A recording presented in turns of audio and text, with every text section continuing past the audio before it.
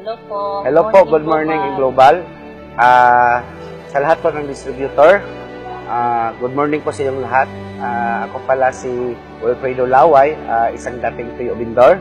At ito po yung asawa ko, si Annalyn Laway. At ito po yung nag-iisang anak ko, si John Fred po.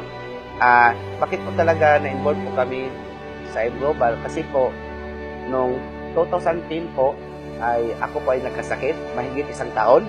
At natiran po kami ng product sa Global at ginagamit ko sa awa ng Diyos. Unti-unti po akong gumagaling.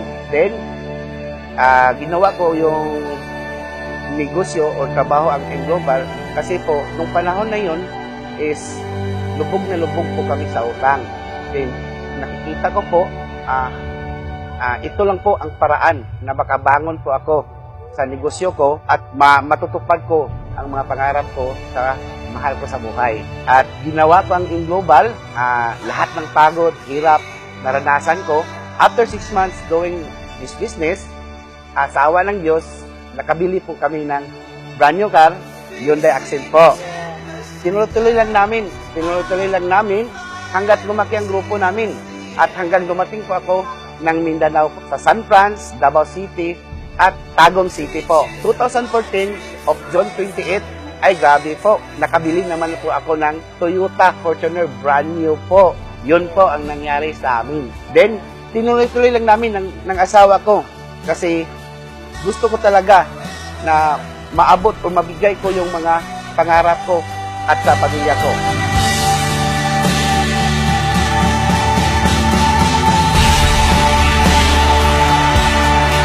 November 2014, grabe po, may blessing na naman dumating sa buhay namin. Nakabili pa ako ng rest house po sa Tagum City. Welcome po sa rest house namin. At tinuloy lang namin, may blessing na naman dumating. 2015 of October, nakabili pa ako ng ikatatlong sasakyan ko. Estrada po, top of the line, brand new na naman. Salamat pala sa mga may-ari po dahil binubuo po yung Global at marami po ng mga distributor na natulungan po sa company namin. At maraming salamat po sa may-ari, especially kay Dr. Ed Cabantong at kay Dr. Connie at kay Sir Francis Miguel at kay Sir John Aspirin po. Maraming salamat po. Dito po, unti-unti po nababago ang buhay namin at unti-unti po natutupad yung mga pangarap namin.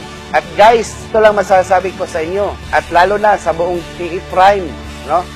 Local man or international. Yes, Tuloy-tuloy lang tayo guys. Katabuhin tayo in Global.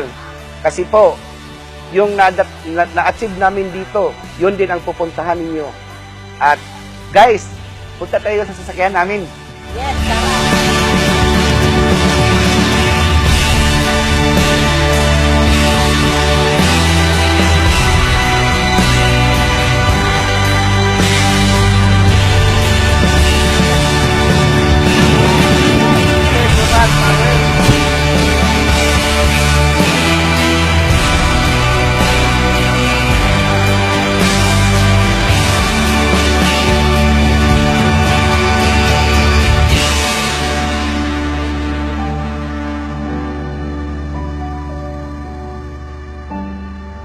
Sa lahat ng grupo ko sa buong mundo, local man or international, ginagawa na po yung TE Prime Headquarters Mindanao.